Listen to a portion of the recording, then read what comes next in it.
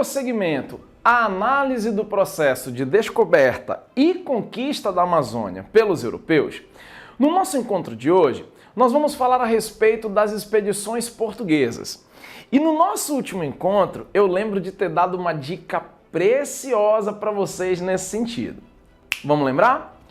Em se tratando de expedições europeias em direção à Amazônia, nós temos dois tipos de expedições, que são as expedições espanholas, do contexto do século XVI, que se caracterizam por serem expedições de reconhecimento da Amazônia, e as expedições portuguesas, do contexto do século XVII, que se caracterizam por efetivamente dar início ao processo de colonização da Amazônia. Lembraram, amores? Faz sentido até então? Beleza. Para nós compreendermos de uma forma mais completa as características desse processo de colonização, vamos estabelecer um vínculo daquilo que está acontecendo na Europa com aquilo que vai acontecer no Brasil e na Amazônia, para que nós consigamos perceber a relação existente entre o que Portugal está vivenciando na Europa com o que os portugueses vão vivenciar no continente americano e os links que existem, os vínculos que existem entre o processo de colonização portuguesa no Brasil e o processo de colonização portuguesa na Amazônia. Sim, meus amores, é importante fazer esse comentário porque no contexto que nós estamos analisando, Portugal tem duas colônias na América, o Brasil e a Amazônia. Prof, a Amazônia e o Brasil nesse contexto não são a mesma coisa? Não são a mesma coisa, tá? Mas isso aí, apesar de não ser uma minissérie, são cenas dos próximos capítulos.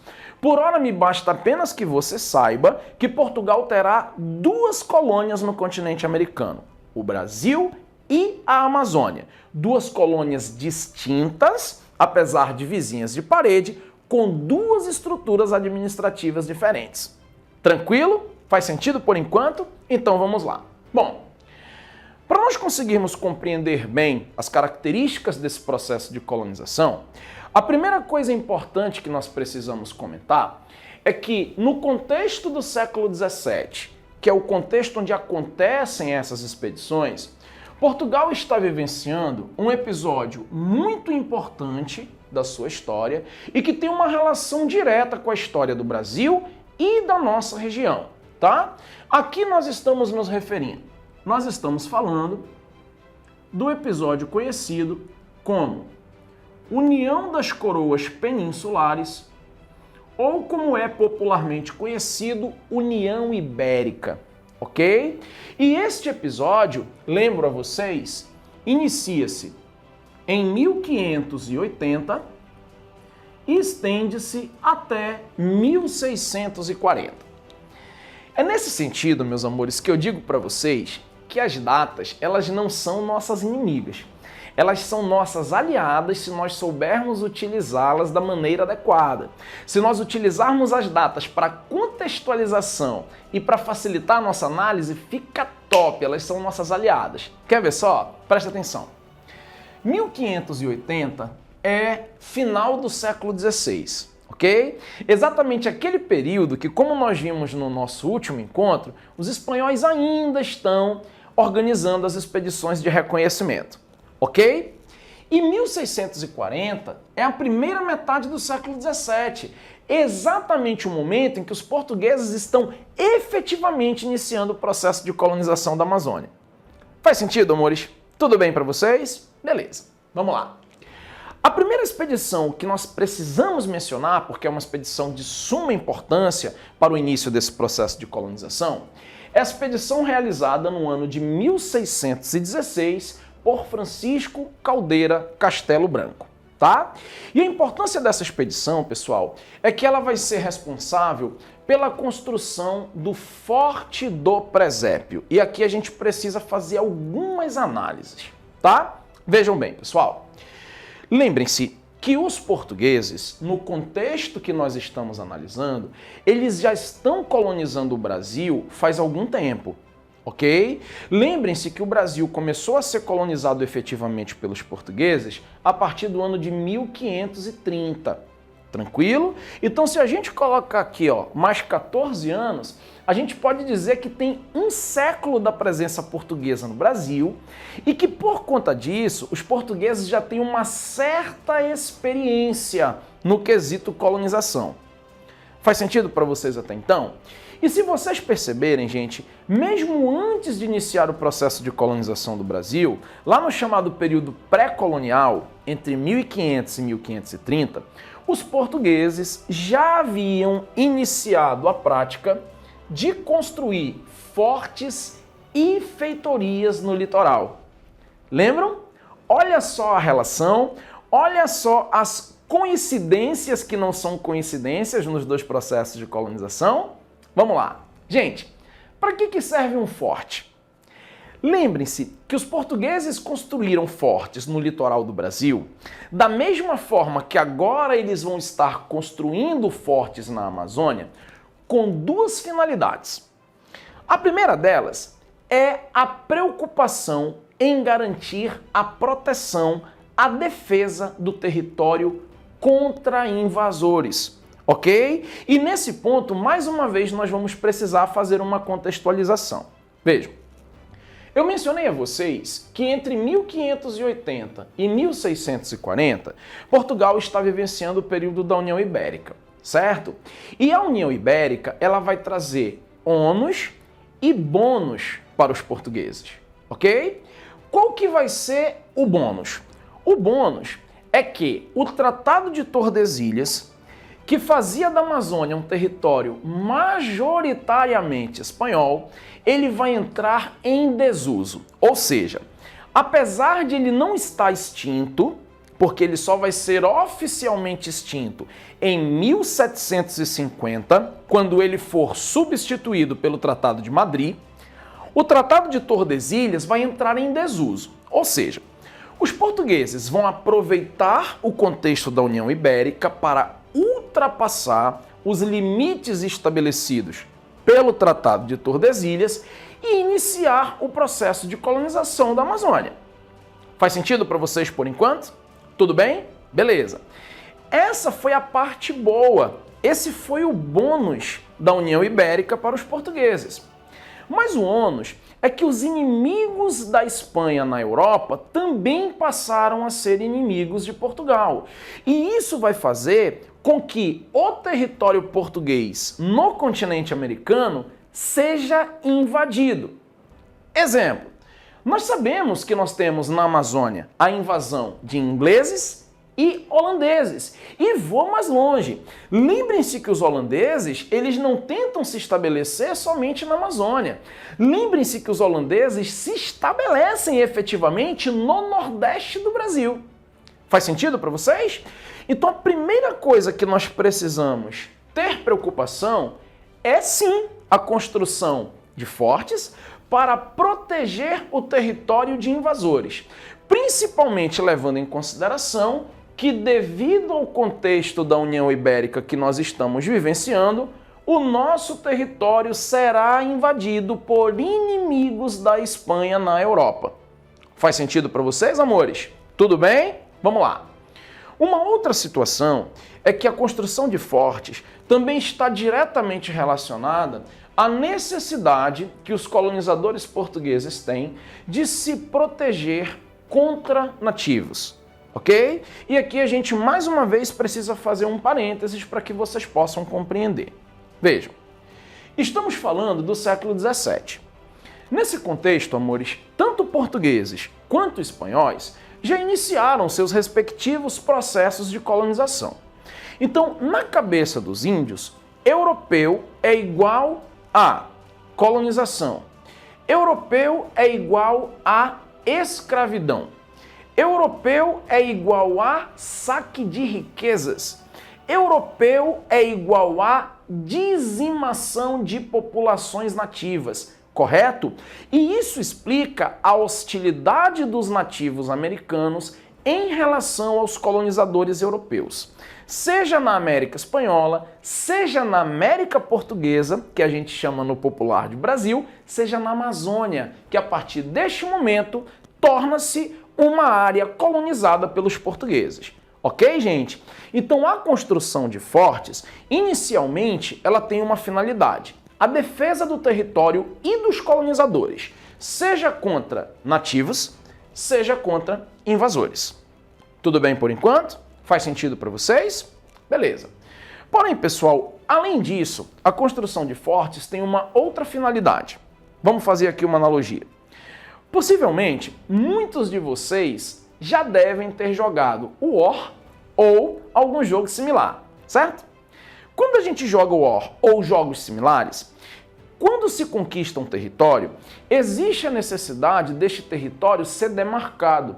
Existe a necessidade deste território ser efetivamente povoado. Existe a necessidade de você marcar presença neste território para impedir que ele seja pretendido, invadido e dominado por outros povos. Faz sentido para vocês? Então, neste sentido, eu quero que vocês pensem assim, ó.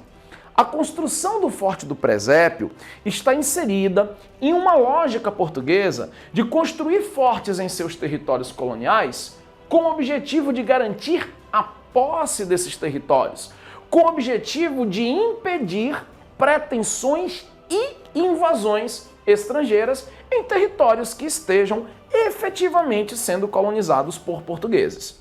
Faz sentido, meus amores? Tudo bem até então? Então é desta maneira que eu quero que vocês entendam a importância da construção do Forte do Presépio a partir da expedição do Francisco Caldeira Castelo Branco para o início do processo de colonização da Amazônia. Tudo bem, gente? Tá tranquilo? Vamos nós. Bom, uma vez presentes na Amazônia, os portugueses irão iniciar a estruturação deste processo de colonização. E mais uma vez, pessoal, ao se falar de administração colonial da Amazônia pelos portugueses, nós vamos perceber um vínculo, nós vamos perceber um link, nós vamos perceber mais uma semelhança com o processo de colonização que os portugueses estão empreendendo no Brasil.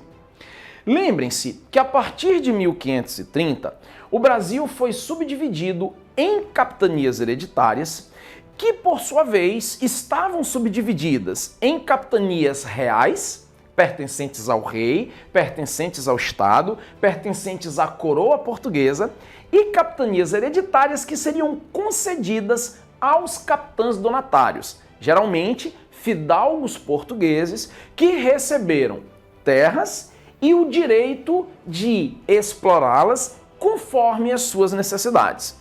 Lembram disso, gente? Na Amazônia não será diferente, ok? O primeiro passo dado pelo Estado português em relação à colonização da Amazônia será a criação do Estado do Maranhão no ano de 1621, ok? E aí, pessoal, mais uma vez eu vou destacar para vocês a seguinte informação. Lembrem-se que, conforme eu disse anteriormente, Amazônia e Brasil, no contexto que nós estamos analisando, não fazem parte da mesma estrutura administrativa. O Brasil é uma colônia portuguesa com a sua estrutura administrativa própria e a Amazônia, a partir de agora, também será uma colônia portuguesa com a sua própria estrutura administrativa. Tanto que, a exemplo do que nós fizemos no Brasil, esse Estado do Maranhão, criado em 1621, possui a sua capital, São Luís, ok? E também estará subdividido em capitanias reais e capitanias hereditárias concedidas a particulares, concedidas a fidalgos portugueses, concedidas a capitães donatários, da mesma forma que nós vimos acontecer no Brasil. Vamos estabelecer umas ligações? Vamos lá. Estado do Brasil, Estado do Maranhão, duas estruturas administrativas. Capital do Estado do Brasil, Salvador, na capitania da Bahia de Todos os Santos, ok? Capital do Estado do Maranhão, São Luís. Faz sentido para vocês? Território colonial brasileiro subdividido em capitanias hereditárias. território colonial na Amazônia subdividido em capitanias hereditárias, cujas capitanias pertencentes à coroa, pertencentes ao rei, serão as capitanias do Ceará, Maranhão, Grão-Pará e Gurupá, e as capitanias concedidas a particulares serão as capitanias de Caeté, Cametá, Marajó, Tapuitapera, Cabo Norte e Xingu. Ou seja, gente, é o mesmo colonizador organizando, montando a mesma estrutura administrativa nas suas duas áreas coloniais no continente americano. E mais uma vez, a exemplo do que nós vimos acontecer no Brasil, esse estado terá o seu governador geral, que aqui nós vamos chamar de governador e capitão-general, ok? E terá os seus capitães donatários, que aqui nós estaremos chamando de capitães-mores. Ok, amores? E vou chamar a atenção de vocês para um último detalhe antes da gente dar prosseguimento. Vejam, no Brasil, capitão era um auxiliar do governador-geral que teria como função específica auxiliar na proteção, na defesa do território contra invasores. Lembram disso, amores? Na Amazônia não será diferente. Percebam vocês que tanto o governador-geral quanto os capitães donatários recebem a denominação de capitães. Ou seja, de fato, existe a necessidade da proteção do território contra invasores. Ok, gente? Mais um motivo para nós estarmos atentos a essas necessidades e estabelecermos e construirmos fortes na Amazônia. Tudo bem, pessoal? Faz sentido para vocês até então? Vamos lá. Bom, em 1637, nós teremos a segunda expedição portuguesa, dessa vez chefiada por Pedro Teixeira. Ok? Aqui eu abro espaço para fazer um comentário com vocês.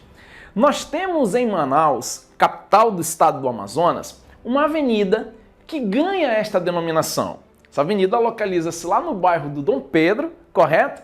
E chama-se Avenida Pedro Teixeira, ok? Exatamente o que você está entendendo. Esta avenida foi batizada em homenagem a Pedro Teixeira, que foi a pessoa responsável por dar o pontapé inicial no processo de colonização da Amazônia a partir do ano de 1637. Ou seja, uma vez estabelecida a presença portuguesa na Amazônia, a partir da expedição de Francisco Caldeira Castelo Branco, uma vez tomado posse do território, com a construção do Forte do Presépio, a próxima expedição, que é a expedição do Pedro Teixeira, efetivamente dará início a este processo de colonização. Tanto é verdade que a partir desta expedição nós teremos uma expansão dos portugueses em direção ao interior da Amazônia. Tudo bem, amores? Tá fazendo sentido para vocês? Vamos lá. Bom, neste sentido, pessoal, mais uma vez nós vamos estabelecer uma comparação entre a Amazônia colonial e o Brasil colonial. Vejam, lembrem-se que no período pré-colonial da história do Brasil, entre os anos 1500 e 1530, não houve uma escravização dos índios. Pelo contrário, lembrem-se que nesse período os índios trabalhavam no corte e transporte do pau-brasil em regime de escambo. Tudo bem por hora? Porém, gente, a partir de 1530, quando os portugueses iniciaram efetivamente o processo de colonização do Brasil, os indígenas passaram a ser escravizados, ok?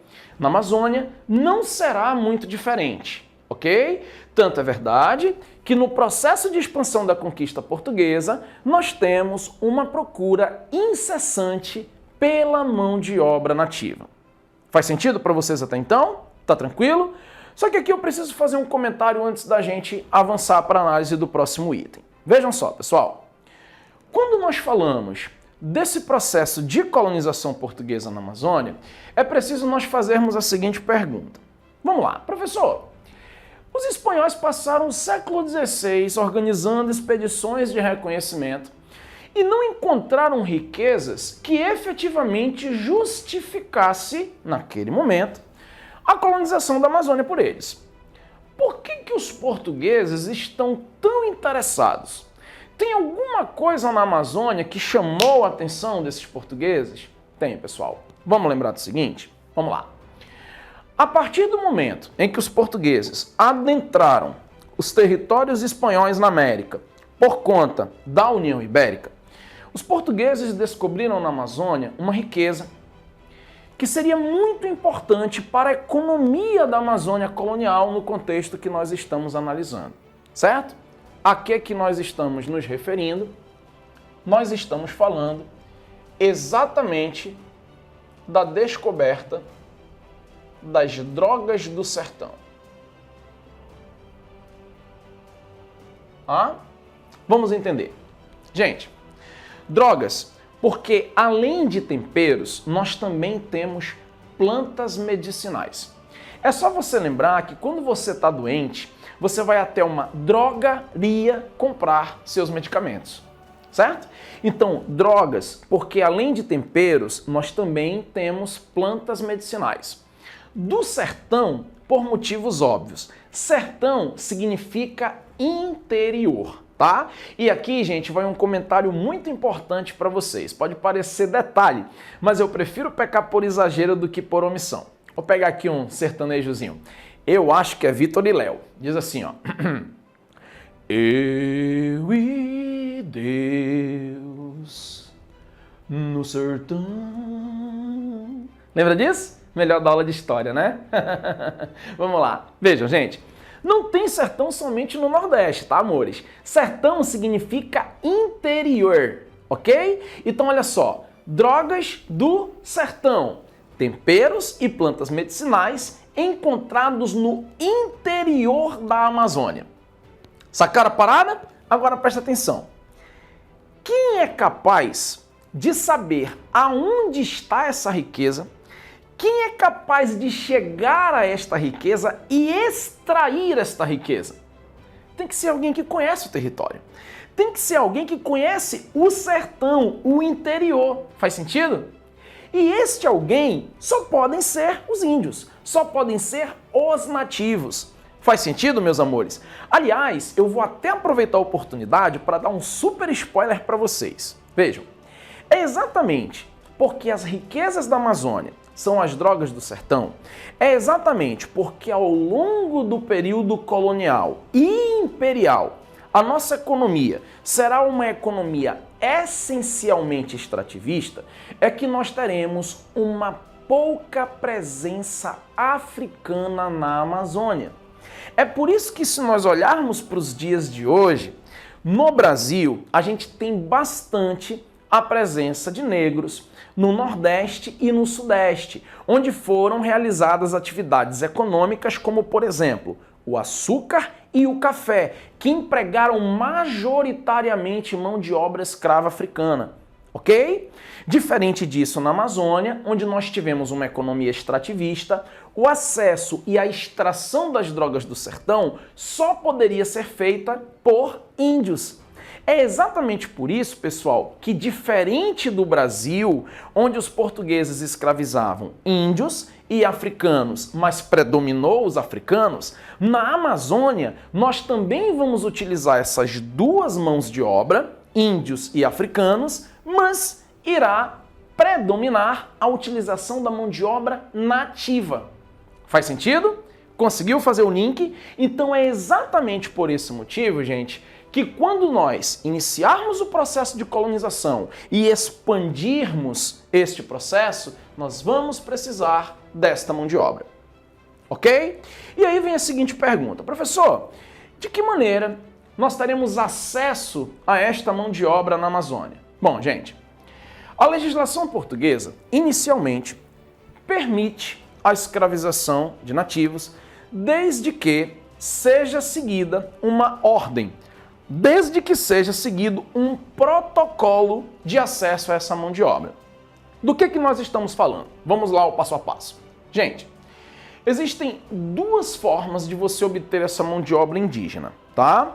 Você pode obter essa mão de obra indígena através dos chamados colonizadores leigos, ou você pode obter esta mão de obra indígena através dos colonizadores missionários. Aí você vai dizer assim para mim: caramba, professor, e qual é a diferença entre leigos e missionários? Muito simples, meus amores. Vejam bem, missionários são todos aqueles colonizadores pertencentes à igreja, ok? Leigos são todos aqueles colonizadores que não estão vinculados, que não pertencem, que não compõem a igreja. Conseguiram diferenciar? Tudo bem? Leigos e missionários. Leigos não fazem parte da igreja. Missionários compõem os quadros da igreja, fazem parte da igreja. Ok? Então a coisa vai funcionar basicamente assim, ó. Precisa-se conseguir esta mão de obra nativa inicialmente ou a partir dos chamados descimentos ou a partir dos chamados resgates. Vamos diferenciar aqui os dois. É assim, ó. Na primeira aula de História Regional, nós falamos da existência dos cacicados complexos, que geralmente estavam localizados no litoral. A partir da chegada dos colonizadores, eu mencionei para vocês que esses cacicados complexos iriam se desfazer e que os índios iriam voltar para o interior do território, que nem você está me vendo sumir da tela, exatamente com o objetivo de fugir da escravização. Lembram que eu havia mencionado isso para vocês? Pois é. Então o que acontece? Neste contexto de conquista, nesse contexto de colonização da Amazônia, o que é que nós vamos perceber? Os colonizadores missionários irão adentrar no sertão do território com o objetivo de convencer os índios a descer, ou seja, a sair da floresta e vir morar nas chamadas missões ou reduções. Faz sentido, meus amores? Neste caso, os índios que fossem convencidos, os índios que fossem persuadidos a deixar o sertão e vir para as missões ou reduções, seriam considerados homens livres. Faz sentido para vocês? Tudo bem? Então vamos fazer aqui algumas anotações nesse sentido. Vamos lá, olha só. Primeiro, quem é que organiza este processo que nós estamos denominando descimentos? São os colonizadores missionários. Ok? Primeira anotação importante que a gente precisa fazer. Vamos lá. Segunda anotação. Professor, e quem seriam esses missionários? Nós estamos falando de um grupo homogêneo ou nós estamos falando de várias ordens religiosas? Bom, nós estamos falando, pessoal, de pelo menos 4 ordens religiosas que estarão presentes na Amazônia nesse contexto, tá? A quem nós estamos nos referindo? Vou lá no sertão atrás dessa galera. Vamos lá.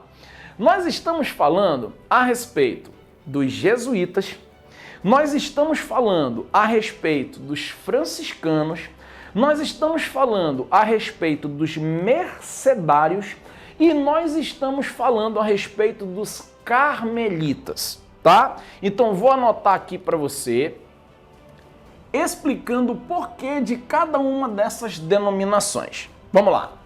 Jesuítas, membros da Companhia de Jesus, ok? Comentáriozinho aqui, pessoal. A Companhia de Jesus foi criada na Europa por Inácio de Loyola, ok? Então é possível que vocês encontrem nas questões 2 denominações para os membros dessa ordem religiosa. Nós podemos encontrá-los como jesuítas ou nós podemos encontrá-los como inacianos, ok? Tanto faz, nós estamos falando da mesma ordem, ok? Vamos lá. Franciscanos, membros da ordem de São Francisco de Assis. Por sinal, gente, presentes na Amazônia até os dias de hoje. A galera que conhece o centro da cidade de Manaus, bem próximo ao Teatro Amazonas, nós temos a igreja de São Sebastião. Os padres que moram na igreja de São Sebastião, eles são padres franciscanos. Ou seja, essa ordem religiosa está presente na Amazônia desde o período colonial até os dias atuais. Faz sentido para vocês? Vamos lá. Também temos os carmelitas, que são os membros da ordem de Nossa Senhora do Carmo. E por fim, nós temos os mercedários, que são os membros da ordem de Nossa Senhora das Mercês. Então, ó, é essa galera que vai se dirigir ao interior do território, convencer os nativos a sair da floresta e vir morar nas chamadas missões ou reduções. Tranquilo? Vamos lá. Segunda forma de obtenção dessa mão de obra, resgates, tá? Como é que isso funciona? Funciona assim, ó. Nós sabemos, pessoal, que a nível de continente americano e a nível de Amazônia, nós temos uma grande infinidade de tribos indígenas, certo? Essas tribos indígenas, elas têm frequentemente conflitos entre si, chamados conflitos intertribais, ok? E por cultura, nós sabemos que tribo A se pegou na porrada com tribo B. Tribo B foi derrotada. Os membros da tribo A escravizam os membros da tribo B derrotados nessas guerras intertribais. Faz sentido? A partir desse momento, pessoal, é comum entre os povos nativos do continente americano a prática da antropofagia, que faz parte dos rituais onde oferecem-se aos deuses esses guerreiros vencidos em guerra como oferendas. Certinho? Então, no momento em que este guerreiro será sacrificado dentro da cultura nativa, é permitido aos colonizadores resgatarem este índio e, por tabela, utilizarem este índio como mão de obra. Faz sentido para vocês, gente? Essa seria a modalidade de obtenção da mão de obra indígena que nós chamamos de resgate. Faz sentido para vocês? Esta modalidade geralmente é de responsabilidade dos colonizadores leigos, ou seja, aqueles colonizadores que não têm vínculo, que não têm ligação com a Igreja Católica. Beleza? Então, segundo a legislação portuguesa, deve-se obter essa mão de obra indígena ou pelo descimento ou pelo resgate. Caso não seja possível a obtenção dessa mão de obra, nem pelos descimentos, nem pelos resgates, então o jeito que tem é a prática da guerra justa. Ou seja, entrar no sertão, travar um conflito, travar uma batalha com esses povos indígenas e escravizar os derrotados. Faz sentido, gente? Esses índios escravizados, esses índios obtidos através da guerra justa, nós vamos denominá-los índios de corda. Por quê? Porque efetivamente eles serão trazidos do interior do território amarrados um a um para serem utilizados como mão de obra escrava. Tudo bem, meus amores? Faz sentido? Tá tranquilo para vocês por hora? Vamos lá. Bom, se nós estamos em meio a um processo de colonização, obviamente nós estamos estabelecendo portugueses, colonizadores e colonizados na Amazônia. Faz sentido para vocês? Tanto que ao redor desses fortes, tanto que ao redor dessas missões religiosas, surgirão os primeiros núcleos de povoamento na Amazônia. Ok, gente? E aqui, ó, mais uma vez, eu vou estabelecer um link daquilo que está acontecendo na Amazônia com o que acontece no Brasil e também com o que acontece na Europa. Quer ver só? Olha a minha viagem. Vou lá na Europa do período da Idade Média, da Idade das Trevas. Presta atenção. Você lembra que no período da Idade Média construíam-se castelos pensando em se proteger das chamadas invasões bárbaras? Pois é, gente. Esses castelos são exatamente os fortes construídos no litoral do Brasil e na Amazônia, durante seus respectivos processos de colonização. Faz sentido para vocês? Mas eu vou mais longe. No contexto da Baixa Idade Média, quando nós vivenciamos o chamado renascimento urbano e comercial, não sei se vocês se recordam que as cidades que surgiram ao redor desses castelos e desses mosteiros da igreja eram denominadas burgos e seus habitantes passaram a ser conhecidos como burgueses.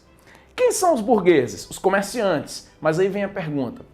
Por que esses comerciantes queriam se estabelecer justamente ao redor dos castelos dos nobres ou ao redor dos mosteiros da igreja? Gente, a resposta dessa pergunta é a mesmíssima de por que os núcleos de povoamento que surgem no Brasil e na Amazônia surgem ao redor dos fortes ou próximo às missões. São locais, se comparados às demais localidades coloniais, considerados seguros, principalmente os territórios que estão ao redor dos fortes. Ok? Olha como faz sentido. Não existe uma preocupação em relação a conflitos com os povos nativos? Não existe uma preocupação em relação a conflito com os invasores? Então, se existem essas ameaças, se existem essas possibilidades, os locais mais seguros para você, colonizador, se estabelecer na Amazônia, obviamente, é ao redor dos fortes. Faz sentido, meus amores? É exatamente por isso, gente, que ao redor desses fortes nós teremos o surgimento, num futuro próximo, das primeiras cidades, tanto no Brasil quanto na Amazônia.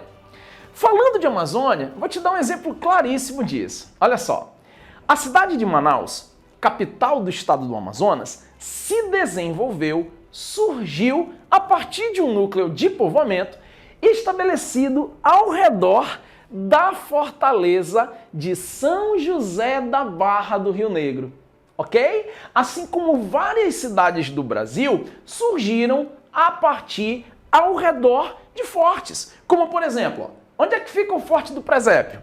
Fica na cidade de Belém. Então, olha só, ao redor do Forte do Presépio, também estabeleceu-se um núcleo de povoamento que no futuro próximo daria origem à cidade de Belém. Faz sentido, meus amores? Tá tranquilo por enquanto? É fácil, né, gente? É só a gente ir montando o raciocínio que tudo faz sentido. Então, vamos lá.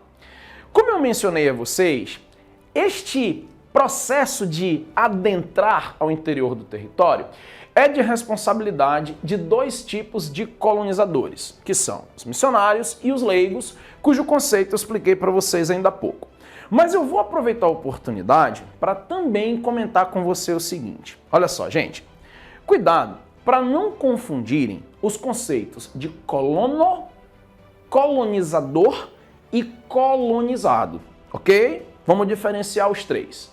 Colonos são os habitantes da colônia, ok? Então veja bem, os portugueses são colonos? Sim. Os índios são colonos? Sim. Os missionários, os membros da igreja são colonos? Sim. Colonos, habitantes da colônia. Tranquilo? Colonizador, aquele que está dominando politicamente, aquele que está explorando economicamente, ok? Então, no nosso caso, quem são os colonizadores? São os portugueses. Quem são os colonizados? Os colonizados são aqueles que estão sendo dominados, são aqueles que estão sendo explorados. No nosso caso, os nativos, os índios. Faz sentido, meus amores? Tudo bem? Vamos nós. Bom, falando em colonizados, é óbvio, pessoal, que ninguém em sã consciência gosta de ser dominado. Ai, prof, eu adoro. Mas veja, não nesse sentido. Ninguém em sã consciência gosta de ser colonizado. Ninguém em sã consciência gosta de ser escravizado. Ninguém em sã consciência gosta de ser explorado. Faz sentido para vocês? Então é claro, pessoal, que os índios, tanto na Amazônia quanto no Brasil, principalmente na Amazônia, que é o que nós estamos analisando, eles estarão o tempo inteiro resistindo a esse processo de colonização. Eles estarão o tempo inteiro resistindo às tentativas portuguesas de escravização. Eles estarão o tempo inteiro resistindo à exploração das riquezas da Amazônia por esses colonizadores portugueses. E isso vai fazer com que nós vivamos na Amazônia ao longo dos séculos 17, 18 e 19, que é o contexto da chamada Amazônia colonial, o chamado estado de guerra permanente. Ok? Ou seja, gente, os índios fugindo da dominação, fugindo da exploração, fugindo da escravidão, e os portugueses lutando para efetivar este processo de colonização. Então, estado de guerra permanente entre colonizador, neste caso portugueses, versus colonizados, nesse caso, os índios. Faz sentido, amores? Tudo bem para vocês? Vamos lá. Para nós finalizarmos o nosso encontro de hoje, é muito importante entender a preocupação dos portugueses que levou à construção do Forte de São José da Barra do Rio Negro no ano de 1669. Vejam, esta fortaleza ela foi construída na foz do Rio Negro, ok? Aí eu vou pedir ajuda da geografia. Vamos lá. Geograficamente falando, meus amores, o que é que significa foz? Me corrijam aí se eu estiver errado, que vocês manjam mais de geografia do que eu, mas a foz, até onde eu me lembro das minhas aulas de geografia, é onde o rio deságua, certo? Então, grosso modo, vamos dizer que a foz é a porta de saída de uma região via rio. Faz sentido? Porém, pessoal, o que é porta de saída pode perfeitamente ser utilizado como porta de entrada, certo? Não esqueçam que no contexto inicial da colonização portuguesa na Amazônia, existe a ameaça de invasores europeus, principalmente devido ao contexto da União Ibérica, certo? E mesmo que a União Ibérica cesse, ainda assim a Amazônia vai continuar sendo cobiçada por esses invasores. Então é preciso se precaver. Neste sentido, está a explicação do porquê que os portugueses se preocupam em construir esse forte exatamente na foz do Rio Negro, ok? E este forte será com certeza utilizado com a mesma finalidade do Forte do Presépio, a proteção do território contra invasores ou, demarcando a presença portuguesa no Rio Negro, a defesa contra possíveis ataques nativos. Portanto, meus amores, o estabelecimento dos portugueses próximos ao Rio Negro farão com que, ao redor deste forte, se desenvolva um núcleo de povoamento que, num futuro próximo, dará origem à nossa querida cidade de Manaus, capital do estado do Amazonas. E, inclusive, meus amores, este ano é o ano considerado para nós contabilizarmos o período de duração, o aniversário da cidade de Manaus. Tudo bem, meus amores? Faz sentido para vocês? Gente, forte abraço e até o nosso próximo encontro!